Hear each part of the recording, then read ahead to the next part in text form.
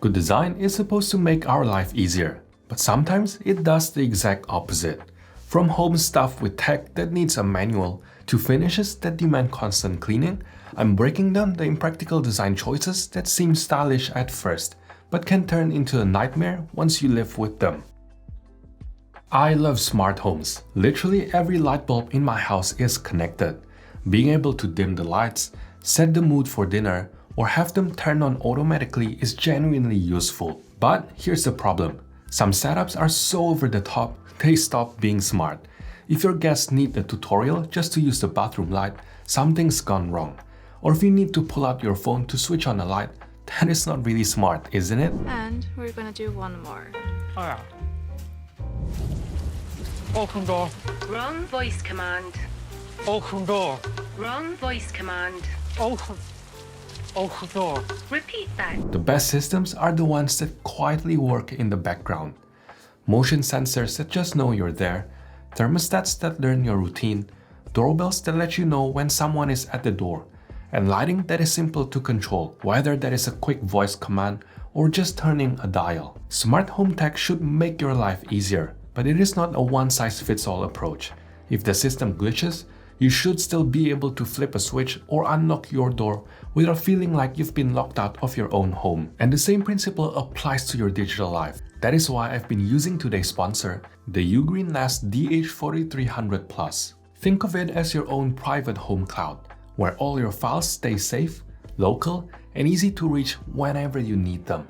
Instead of running out of space on Google Drive or paying hefty subscription fees, the Ugreen Nest sits at home with up to 120 terabytes of storage.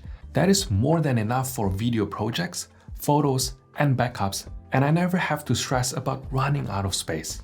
The best part is how easy it is to set up. You just slide in the drives and the trays click right in. Then I tap my phone, follow the setup guide, and it is running in minutes.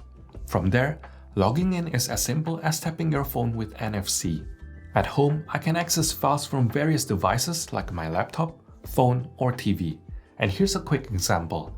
Uploading the same 2GB file is noticeably faster compared to iCloud or Google Drive. When I travel, I can still access everything instantly, and even share specific folders with my team when they need it. The built-in AI photo organizer has been my surprise favorite. It intelligently recognizes people and places and sorts them automatically, so I can easily find what I need in seconds. And because everything is stored locally, it is private and secure with real-time virus scanning and flexible permission controls. So if you want a smarter way to manage your digital life, check the link below and use my code for 20% off the Ugreen Nest DH4300 Plus.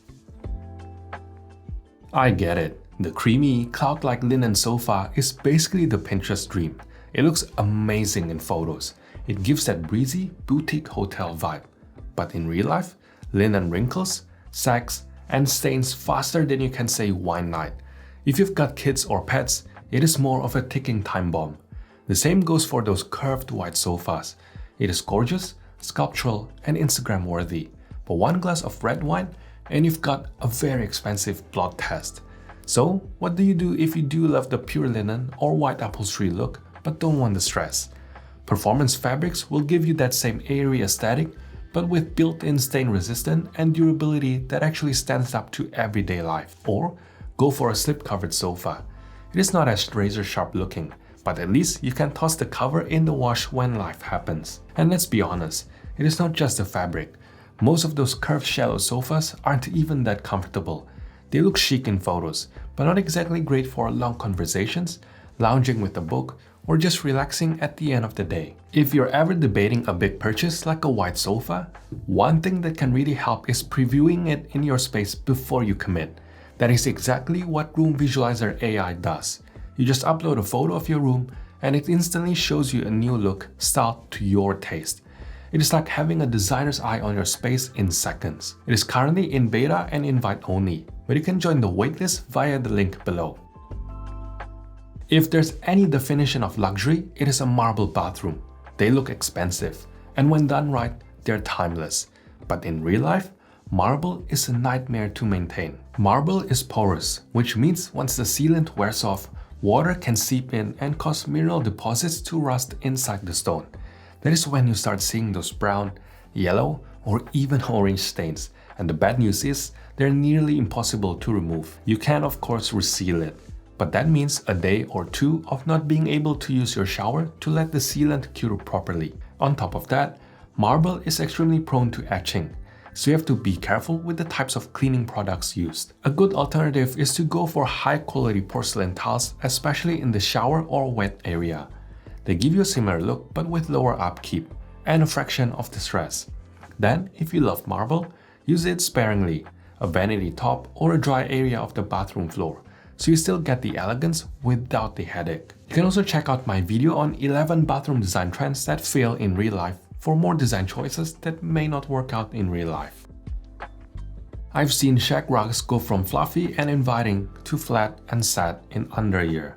They're basically a trap for dust, crumbs, and hair, and even the vacuum struggles to keep up. Personally, I'm not a big fan of them, as there's so many nicer options like flat weave or low pile rugs that look better and are easier to maintain. They're easier to clean, wear better, and still add warmth and texture without the daily battle. Now, if you want to invest in something longer lasting, go for wool. Wool rugs are naturally resilient, handle heavy foot traffic, and look good as they age. For families with kids or pets, try bringing in outdoor rugs indoors. Some of them are stain resistant and some can even be hosed down. And then there are washable rugs like the ones from Ruggable. Throw the whole thing in the washing machine and you're done. Though they don't have quite the same richness as wool. Silk rugs are often seen as the ultimate luxury. They have a natural sheen that instantly elevates a space and makes a striking first impression. The problem is silk wears down fast, and in high traffic areas like hallways or stairs, it doesn't really stand a chance. There's also a more affordable alternative called viscose, sometimes marketed as rayon or art silk. These rugs mimic the shimmer of silk at a fraction of the cost, and they're incredibly popular because of how they reflect light. But the fibers are fragile. Even a splash of water can leave permanent marks, and once they're damaged, there's no fixing them. So what works better? If you have the budget, go for a wool-silk blend. You get the subtle sheen of silk, but with the durability of wool. Save the pure silk rugs for low traffic areas where they can be admired without being destroyed. And if this video has you rethinking how much upkeep you want in your own home, check out our free low maintenance home guide. It is packed with practical tips to design a home that is beautiful and easy to maintain. I can't tell you how many bathrooms I've seen with freestanding tubs shoved awkwardly against a wall. And trust me, nothing is more annoying than an awkward gap you can't even reach to clean. Freestanding tubs are beautiful, no doubt, but unless your bathroom is genuinely large, they rarely fit comfortably. The rule of thumb is that you need at least 20 centimeters or 8 inches of clearance all the way around. Anything less, and you're better off with a back-to-wall or back-to-corner tub. They sit flush on one side, but still give you that beautiful silhouette on the exposed edges. Or go with an inset tub or a shower tub combo, and finish it with beautiful tiling. You'll get the spa feel without the constant cleaning battle. I once stayed in an Airbnb with one of those sleek open showers, and every time I used it, the entire bathroom floor ended up soaked. By the end of the day, even the bath mat had given up. Open showers look amazing in photos, but in reality, they're often a lot less comfortable. Unless you've got a steam function or a well-heated bathroom, you'll end up shivering the moment you step out of the water in a colder climate. Drainage is another big one. The floor has to be properly sloped towards the drain, and I've seen so many that just aren't, leaving puddles across the floor. And the layout makes a huge difference. They can work if you've got a long rectangular shower that is enclosed on 3 sides by walls or glass. But put an open shower in a small square layout, and it is basically designed to splash water everywhere. If you're set on the look, make sure the layout, drainage, and heating is properly considered. Otherwise, you're better off with a traditional shower and a door. Dark floors look incredible when they're new, but every dust, scratches, and pet hair shows up like a spotlight. And if it is a glossy finish, you'll see smudges and streaks everywhere. Take ebony wood flooring for example. Against white walls, it looks dramatic, and true ebony is extremely dense and durable, but it's also rare, expensive, and not very sustainable since many ebony species are endangered. That is why you mostly see ebony stained wood or laminates instead. If you've ever owned a black car or piece of furniture, you'll know dark surfaces magnify every speck of dust and every scratch. On a floor, which takes constant wear and tear, that means endless upkeep. It can work in low traffic areas, but for everyday living, it is a headache. A far more practical choice is mid-tone flooring. Think oak or walnut. It feels warm and timeless, but hides dust and scratches so much better. And if you want a modern look with less maintenance, go for a slide mat instead of full gloss. Your floors are the hardest working surface in the whole house.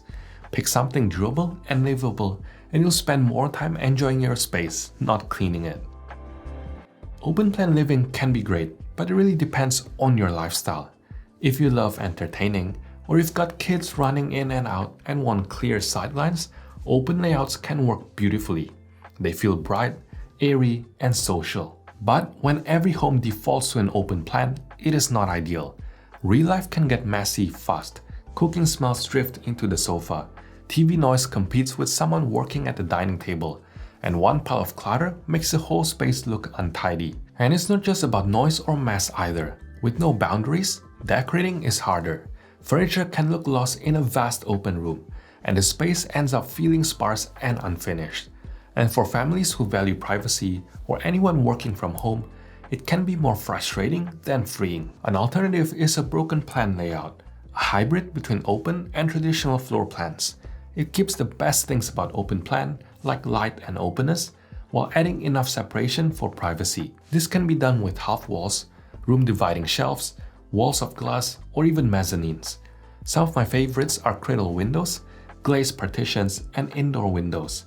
They let you borrow light and maintain sightlines, while still giving just enough separation for comfort. And if you're not ready to commit to structural changes, there are less permanent ways to break up an open plan space, like using a tall shelving or room dividers to subtly zone the room. If this is something you're curious about, check out my video on open plan design mistakes and how to fix it. Open shelving in kitchen has been everywhere. Farmhouse, minimalist, even high-end designer spaces. And yes, in photos, it looks amazing. Light, airy, and effortlessly curated. But real life isn't Pinterest. Unless you're constantly styling and dusting, those open shelves turn into a magnet for grease and grime. Especially near the cooktop, they collect that dusty, sticky foam that nobody wants to scrub every week. Now, there are people who genuinely benefit from open shelving, and if that is you, great. But for most, including myself, a mix is often better. Close storage by the cooktop where grease builds up, and a few open shelves further away for curated display or easy-to-reach items. Another option is glass front cabinetry, where you still get that airy, open look but without the dust and grime. The reality is that most of us don't own endless sets of beautiful matching ceramics to display, which is why open shelving works best as an accent, not your whole kitchen. If you enjoyed this video, check out this video on 9 design tips that will change the way you decorate, or this video on 10 easy ways to elevate your home. Otherwise, thanks for watching, and I'll see you in the next one.